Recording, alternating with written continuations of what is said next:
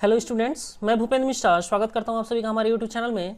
दोस्तों, जैसा कि मैंने आप सभी से वादा किया था उस हिसाब से अब हम लोग कंटिन्यू आपके एग्जाम से पहले जो मंडी निरीक्षक का एग्जाम है उससे पहले आपका हिंदी में पूरा का पूरा डिटेल में ख़त्म कर दूंगा और यहाँ से आपके 10 नंबर आने वाले हैं। तो हिंदी को कम मत समझना, वेटेज इसका 10 नंबर का है और साथ ही साथ क्वेश्चन इसके सिंपल आते हैं।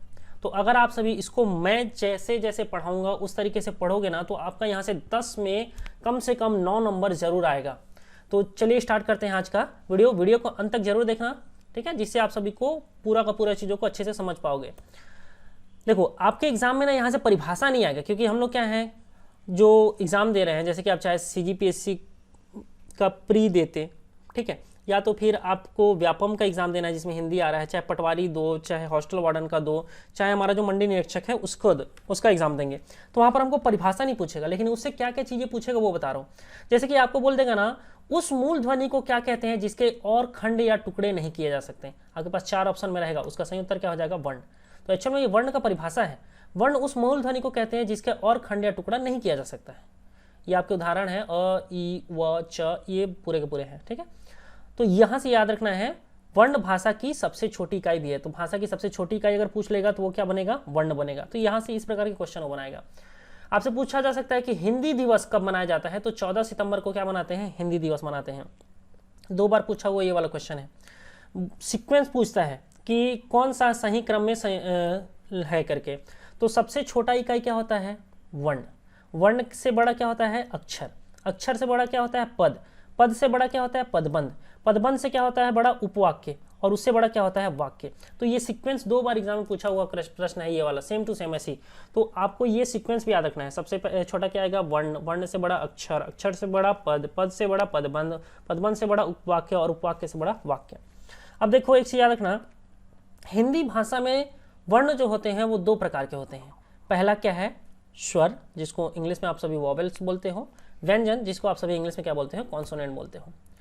अब देखो, यहां से फिर आपको क ख ग घ नहीं पूछेगा। वो क्या पूछेगा वो मैं बताता हूं। ये आपको एग्जाम में आएगा कि हमारे वर्णमाला में कितने स्वर हैं। तो हमारे वर्णमाला में कितने स्वर हैं? 11 हैं। अ, आ, ई, उ, री, ए, ओ, औ, ठीक है। और 2 जो हैं वो अयोगवाह होते हैं। या अयोगवाह क्या होता है, सघोष क्या होता है, अघोष क्या होता है, अल्प प्राण क्या होता है, महाप्राण क्या होता है, ये सारा का सारा हम लोग वीडियो के आगे देखते जाएंगे। एग्जाम में वहां से भी क्वेश्चन पूछता है। आपसे पूछेगा स्पर्श व्यंजन कितने होते हैं, तो ये याद रखना, स्पर्श व्यंजन की संख्या कितनी है? 25 है, ठीक है। अब इसमें पूछता है कि कौन सा कंठ व्यंजन है, कौन सा तालु है, कौन सा मूर्ध है, तो ये आपको वीडियो के आगे पता चलेगा। 4 अंतस्थ व्यंजन होते हैं। अंतस्थ व्यंजन कितने? अंतस्थ व्यंजनों की संख्या क्या है? 4 है। इन्हीं को कभी कभी पर अर्ध स्वर भी कहा जाता है। तो ये याद रखना, य, र, ल, व जो हैं इनको बोल देगा अंतस्थ व्यंजन, या क्या बोल सकता है ये आपको? अर्ध स्वर। इन चारों को ही क्या कहा जाता है? अर्ध स्वर भी कहा जाता है। अगला है हमारा उष्म स्वर, सॉरी उष्म व्यंजन। तो उष्म व्यंजन की भी संख्या कितनी है? 4 है, ये याद रखना है अपने को। और ये कौन कौन से हैं? हम लोग जो 3 स पढ़ते हैं, ये तीनों स और ह, ये क्या है? उष्म व्यंजन है। अब आता है संयुक्त व्यंजन। तो संयुक्त व्यंजन की संख्या भी कितनी है? 4 है। छत्री के छ वाला छ, त्र, ज्ञ और श। तो इसमें से आपसे ये पूछता है एग्जाम में कई बार कि जो छ है वो क्या चीज से मिलकर के बनता है। तो छ बनेगा आपका, क में जब श को जोड़ूंगा ना, क प्लस श, ठीक है, क आधा रहेगा ना, आधा क प्लस श को जोड़ोगे तो क्या बनता है आपका? छ बनता है। इसको याद रखना। जब पूछेगा त्र बनता है, त में जब हम लोग र को जोड़ेंगे ना तो क्या बनेगा? त्र बनेगा, जहां पर त क्या रहेगा आपका? आधा रहेगा। और जब हमको ज्ञानी के ज्ञ बनाना है तो हम लोग को क्या करना पड़ेगा? ज में य को जोड़ेंगे। जहाज के ज में हम लोग को क्या करना है? य को जब जोड़ेंगे तो क्या बनता है? वो ज्ञ बनता है। और जो श है, श में जो शक्कर का श है उसमें हम लोग क्या करेंगे? जब र को जोड़ेंगे, आधा श रहेगा, ये भी याद रखना, ठीक है। और ये ज भी आधा ही रहेगा।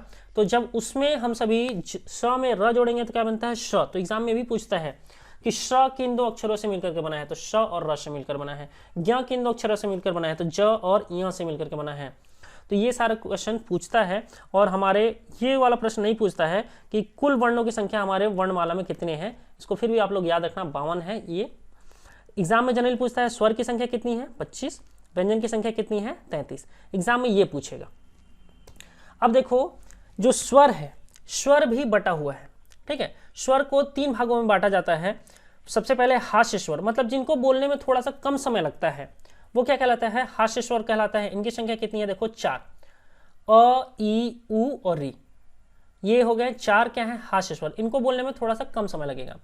अब होता है दीर्घ स्वर, जिनको हास्य स्वर से बोलने में क्या होगा, ज्यादा समय लगेगा, वो क्या कहलाता है, दीर्घ स्वर। ये होता है जैसे कि अ बोले अ, आ बोले तो आ, तो इसमें थोड़ा सा ज्यादा समय लेते हैं हम लोग, ठीक है। तो ये क्या होता है, इनकी जो संख्या है वो टोटल होती है आपकी कितनी हो गई, 7। तो 7 हमारा दीर्घ स्वर होता है और 4 क्या होता है, हास्य स्वर। तो इन दोनों को जोड़ोगे तो कितना हो गया, 11। एक्चुअल में ये जो प्रलुप्त स्वर है, प्रलुप्त स्वर हमारे हिंदी में यूज नहीं होता है। ये जो है वैदिक, आगे आपको बताऊंगा, वैदिक काल में इसका यूज होता था, जब इसमें दीर्घ स्वर से भी जब ज्यादा समय लगेगा तो उसको क्या बोलते हैं हम लोग, प्रलुप्त स्वर। जैसे कि आपको इधर देखने को मिलेगा प्रलुप्त स्वर, जैसे कि अगर मान लो मैं सुनो बोलूं, यहां पर देखो आपको दिख रहा होगा कंटिन्यू, अगर कोई सुनो बोले और इस प्रकार के चिन्ह लगा दिए तो इसको आप पढ़ोगे तो कैसे, सुनो, इस टाइप का।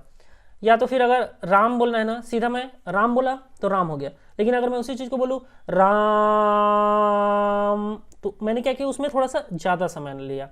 तो जब दीर्घ स्वर से भी ज्यादा समय लगता है तो उसको क्या बोलते हैं हम लोग, प्रलुप्त स्वर बोलते हैं। क्या बोलते हैं उसको, प्रलुप्त स्वर बोलते हैं। इस चीज को याद रखिएगा, ठीक है। और एक चीज याद रखना, हिंदी में साधारणतः प्रलुप्त का उपयोग नहीं होता है, वैदिक भाषा में प्रलुप्त स्वर का प्रयोग अधिक होता है। और इसी को क्या कहते हैं, त्रिमात्रिक स्वर भी कहा जाता है। तो प्रलुप्त स्वर को ही क्या कहते हैं, त्रिमात्रिक स्वर कहते हैं। कई बार एग्जाम में इस चीज को भी पूछता है। अब देखो यहां से स्वर से ही अगर लिंक करें तो अनुनासिक स्वर होता है, निर्नासिक, फिर अनुस्वर और विसर्ग। तो यहां से ये क्या क्या चीज होता है, इनको जान लेते हैं हम सभी। देखो अनुनासिक और निर्नासिक जो है ये है हमारे, देखो अनुनासिक है, निर्नासिक है, अनुस्वर है और विसर्ग है। हिंदी में स्वरों का उच्चारण अनुनासिक और निर्नासिक होता है। तो ये आपको एग्जाम में क्या पूछेगा, हिंदी में स्वरों का उच्चारण कैसा होता है, तो ये होता है अनुनासिक और निर्नासिक होता है। तो ये आपको याद रखना है। जो अनुस्वर हैं और विसर्ग हैं वो एक्चुअल में क्या होते हैं, व्यंजन ही हैं, जो स्वर के बाद और स्वर से स्वतंत्र आते हैं। इनके संकेत चिन्ह क्या क्या है ये आपसे भी देख लो। जैसे अगर अनुस्वर है ना, तो ये जो चांद है ना, जैसे कि चांद लिखते हैं या मुंह लिखे हैं, देखो तो इसके ऊपर में नहीं चंद बिंदु बनाए हैं, तो इस प्रकार का जब रहता है तो उसको क्या बोलते हैं हम लोग, अनुनासिक कहते हैं, ठीक है। और ऐसे स्वर का उच्चारण कहाँ से होता है, नाक और मुंह से होता है। अनुनासिक का उच्चारण कहाँ से होगा, नाक से होगा और मुंह से होगा। जैसे कि आप सभी मुंह बोल के देखो, तो जैसे मुंह बोलोगे ना, तो मुंह बोलोगे तो मुंह गोल सा आपका मुंह बनता होगा, तो मुंह से तो आपका वो हो ही रहा है। साथ ही साथ देखना, जैसे ह बोलता हूँ ना तो नाक से हवा निकलता है, तो मुंह। तो ये ऐसे स्वरों का उच्चारण नाक और मुंह दोनों से होता है। और उच्चारण में लघुता रहती है, जैसे कि गांव बोलने में ज़्यादा टाइम नहीं लगे, गांव, दांत, आंगन, सांच, ठीक है। उसी प्रकार से जो है अनुस्वर, ये भी स्वर के बाद आने वाले व्यंजन है, ठीक है। इसमें अंग की मात्रा होगा, ये वाला, जैसे अंगूर, अंगद, ये सब है। इसमें क्या है, ध्वनि नाक से निकलती है। जैसे अंगूर बोलोगे ना तो आपके नाक से उस समय क्या होगा, ध्वनि निकलता है। निर्नासिक क्या होता है, केवल मुंह से बोले जाने वाले स्वर वर्णों को क्या कहते हैं, निर्नुनासिक कहते हैं। जैसे इधर, उधर, इसको बोलते समय नाक से कुछ भी नहीं निकलेगा। इधर तो उधर, आप, अपना, घर, ये सब क्या है, सिर्फ और सिर्फ हम लोग कहां से बोल रहे हैं, मुंह से। विसर्ग क्या होता है, जिसमें ये जो 2 बिंदु होना वो क्या कहलाएगा, विसर्ग कहलाएगा। अनुस्वर की तरह ही विसर्ग भी स्वर के बाद आते हैं या व्यंजन है, और इसका उच्चारण ह की तरह होता है, ठीक है। संस्कृत में इसका काफी व्यवहार है। कई बार देखोगे, जैसे ये देखो, ये जो लास्ट में दिखा है ना, स्वतः, दुख, तो ये जो 2 बिंदु डाल दिए ना, तो यही किसको शो करता है, विसर्ग को शो करता है। आप सभी को बोला था अयोगवाह क्या होता है, ये बताऊंगा थोड़ा देर पहले, बाद में। तो अंग और आहा जो है वो अयोगवाह कहलाते हैं। वर्णमाला में इनका स्थान जो है स्वर के बाद है और व्यंजन से पहले। आप सभी देखे होंगे अंग, आहा जो 2 होता है ना, ये कहां पर है, अपने को स्वर के जस्ट बाद में ही पढ़ते होंगे। अ, आ, ई, उ, ऋषि, ए, ओ, अंग, आहा, फिर क, ख, ग शुरू करते हैं हम लोग। तो ये जो है क्या कहलाता है, अयोगवाह। ये स्वर के बाद आता है और व्यंजन से क्या आता है, पहले आता है। अंग को अनुस्वर और अह को विसर्ग कहा जाता है। तो ये भी आपके एग्जाम में पूछा जा सकता है कि निम्नलिखित में से कौन सा अनुस्वर है, और आपको उदाहरण में क्या दे दिया रहेगा, अंग दे दिया रहेगा। अब देखो अनुस्वर और अनुनासिक में अंतर क्या है। अगर हम सभी बात करें जो अनुनासिक है, अनुनासिक के उच्चारण में नाक से बहुत कम सांस निकलती है और मुंह से अधिक निकलता है। जैसे कि आप सभी आंसू बोलो, आंसू, तो जैसे शू करोगे ना तो वहां पर आपके मुंह से क्या है, ज्यादा हवा निकलेगा, देखो आंसू, ठीक है। पर जो अनुस्वर होगा उसके उच्चारण में नाक से अधिक सांस निकलती है और मुख से कम। जैसे अंग बोल के देखो, अंग, तो वहां पर ना एकदम नाक ऐसे घन से बजता है, अंश, ठीक है, अंश, पंच, अंग, इसको सब आप प्रोनाउंस करके देखो, ठीक है, तो आपको ये सारा का सारा चीज फीलिंग आएगा। तो यहां से अगर आपको मान लो एकदम बोल बोल के नहीं देखना है तो बस इतना याद रखना, अनुनासिक में क्या होना है, नाक से बहुत कम सांस निकलेगी और मुंह से ज्यादा निकलेगा, तो वो क्या है, अनुनासिक है। और जब अनुस्वर की बात करेंगे तो नाक से ज्यादा निकलेगा और मुंह से क्या निकलेगा, कम निकलेगा। अनुनासिक स्वर की विशेषता है, अनुनासिक स्वरों पर चंद्र बिंदु लगता है लेकिन अनुस्वर का एक व्यंजन ध्वनि है। जैसे कि यहाँ पर देखो, आप सभी को अगर छांटने बोले ना तो यहाँ पर देखो, जहां जहां पर चंद्र बिंदु लगा है ना तो वो उसको समझ जाओ क्या होगा, अनुनासिक होगा। हमको देख के समझ में आ जा रहा है। अनुस्वर की ध्वनि प्रकट करने के लिए वर्ण ए पर बिंदु लगाया जाता है, ठीक है। तत्सम शब्दों के अनुस्वर लगता है और उसमें तद्भव रूपों में चंद्र बिंदु लगता है। तो देखो जब मैं आपको तत्सम और तद्भव वाला समझाऊंगा ना तो ये वहां पर एक बार बहुत अच्छे से डील करूंगा, ठीक है। अब हम लोग आते हैं मेनली व्यंजन पर। व्यंजन से पूछता है हमको क्या क्वेश्चन, यहां से ये नहीं पूछेगा कि आपको क्या बोलते हैं कि व्यंजन का परिभाषा बताओ, हमको ये पूछेगा कि जिन वर्णों को बोलने के लिए स्वर की सहायता लेनी पड़ती है उनको क्या कहते हैं। तो आपके पास 4-5 ऑप्शन दे दिया रहेगा, इसका सही उत्तर क्या हो जाएगा, व्यंजन। इतना सिंपल क्वेश्चन खैर नहीं पूछता है। और दूसरे शब्दों में व्यंजन उन वर्णों को कहते हैं जिनके उच्चारण में स्वर वर्णों की सहायता ली जाती है, जैसे क ख ग घ है, ये पूरा का पूरा आएगा। और क से विसर्ग आह तक का जो है सभी वर्ण क्या है, व्यंजन है। तो इसमें यहाँ पर आपको ज्यादा कुछ जानने का नहीं है, इतना बस जानो व्यंजन का परिभाषा। और व्यंजन 3 प्रकार का होता है, स्पर्श व्यंजन, अंतस्थ व्यंजन और ऊष्म व्यंजन। अब ये क्या क्या होता है एक एक करके हम लोग डील करते हैं। जैसे हम सभी बात करें स्पर्श व्यंजन, तो स्पर्श व्यंजन क्या होगा, स्पर्श का अर्थ होता है छूना।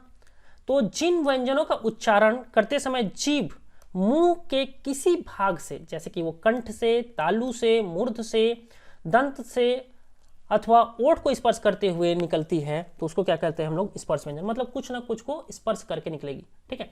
कंठ आप लोग जानते हो, मुंह का जो ऊपरी सिरा है वो क्या होता है, तालु कहलाता है। जो निचला भाग है उसको हम लोग क्या बोल सकते हैं, मूर्ध बोल सकते हैं। दांत जानते होंगे, ओठ तो जानते ही होंगे आप लोग, ठीक है। दूसरे शब्दों में कंठ, तालु, मूर्ध, दंत और ओष्ठ स्थानों को स्पर्श करके अगर कोई भी चीज निकलेगा तो उनको क्या बोलेंगे हम लोग, स्पर्श व्यंजन कहते हैं, ठीक है। एक्चुअल में इनकी संख्या कितनी है ये एग्जाम में पूछता है, स्पर्श व्यंजन की संख्या कितनी है, तो ये है 25। अब यहां पर देखो हमसे पूछता है, इसके लिए एक ट्रिक याद रखो। ट्रिक क्या है, ATM दो, ATM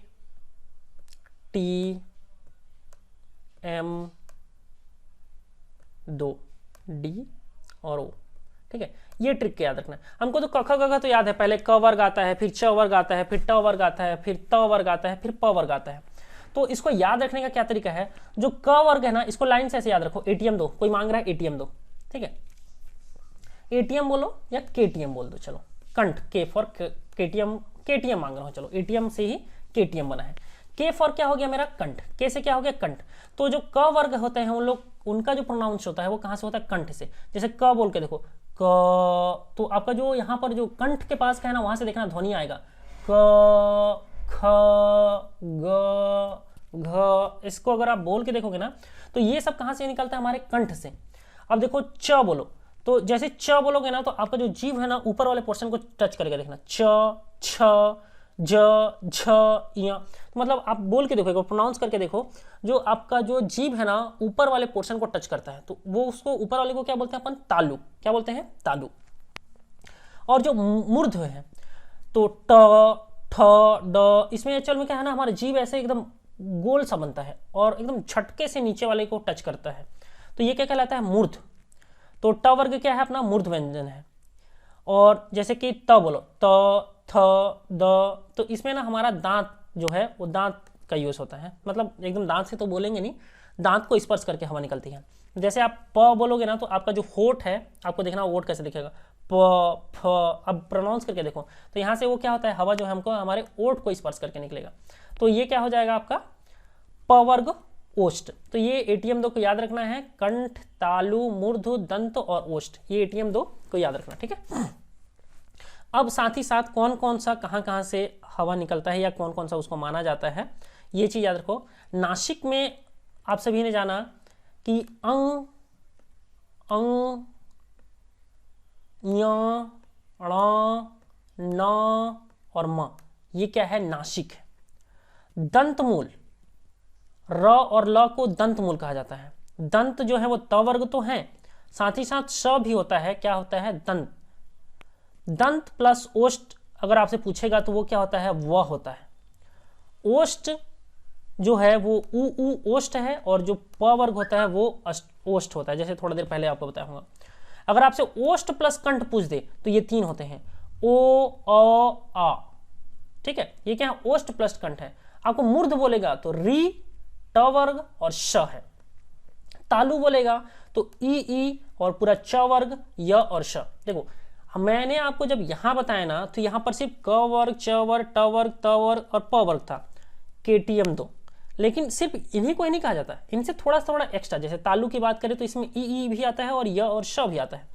कंठ प्लस तालु अगर बात करेगा हम उनसे तो वो क्या हो जाएगा, ए और ए क्या है, कंठ और तालु को जब जोड़ोगे तो ए और ए बनता है।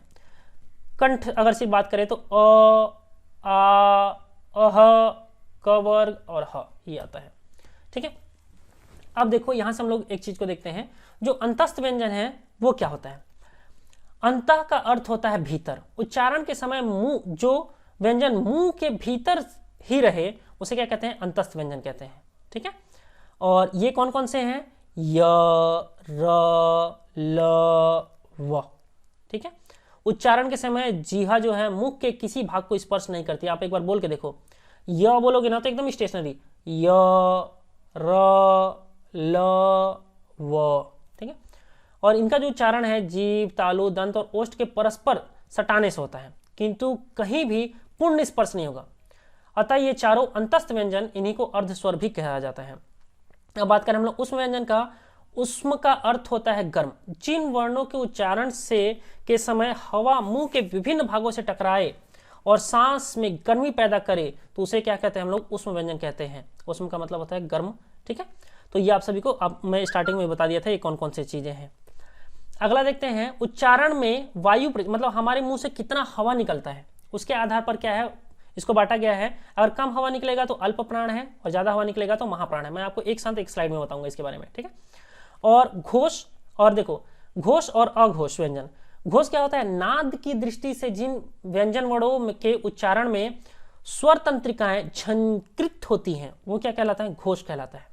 और नाद की दृष्टि से जिन व्यंजन वर्णों के उच्चारण में स्वर तंत्रिकाएं झंकृत नहीं होती हैं वो क्या कहलाता है, अघोष कहलाता है। अब इसको समझो, ये हम लोग लिख दिए हैं एक जगह पर क ख ग घ, पूरा का पूरा, ठीक है। हमारा व्यंजन है ये सारा का सारा, तो इसको लिख दिया गया है। जो पहला और जो दूसरा, ये आपको जो वर्ग दिख रहा है ना, पहला वाला लाइन और दूसरा वाला लाइन क्या कहलाता है, अघोष। तीसरा, चौथा और पांचवा क्या है, सघोष कहलाता है। इसको याद रखना, ठीक है। पहला लाइन और दूसरा लाइन अघोष होता है, दूसरा, तीसरा और चौथा क्या होता है, सघोष होता है। बात करें हम सभी अगर महाप्राण का, तो महाप्राण में क्या आएगा, जो सम संख्या है उसको मानो। दूसरा वाला वर्ग और चौथा वाला वर्ग क्या होता है, महाप्राण। अल्प प्राण की बात करेगा तो पहला वर्ग का तत्व, मतलब तत्व इन द सेंस की क, च, ट, त, प, य, ये सारी चीज, ठीक है। और ग, ज, ड़, द, ब, ये सब क्या है, आपके अल्प प्राण है। और घ, झ, ढ, ध, ये क्या है, आपका अल्प प्राण में आता है, ठीक है। उसके बाद फिर ये कंठ व्यंजन है, तालु है, मूर्ध है, दंत है, ये ओष्ठ है, आपको सभी को बता चुका हूं। अर्धस्वर या अंतस्थ व्यंजन कहा जाता है य, र, ल, व को। उष्म व्यंजन 4 हैं, श, श, श और ह हैं। संयुक्त व्यंजन 4 हैं, छ, त्र, ज्ञ और श। तो ये एग्जाम में कई बार पूछा हुआ है, ठीक है। तो आज के वीडियो में हम लोगों ने हिंदी वर्णमाला को जाना है। अगर आपको वीडियो कैसा लगा मुझे नीचे कमेंट करके जरूर बताइएगा। अगर आपके कोई सुझाव होंगे तो दीजिएगा नीचे कमेंट में। वीडियो कैसा लग रहा है जरूर बताइएगा। आप सभी के लिए हम सभी फ्री में निःशुल्क क्रैश कोर्स लेकर के आए हैं। वीडियो को अंत तक देखने के लिए बहुत बहुत धन्यवाद। Thank you.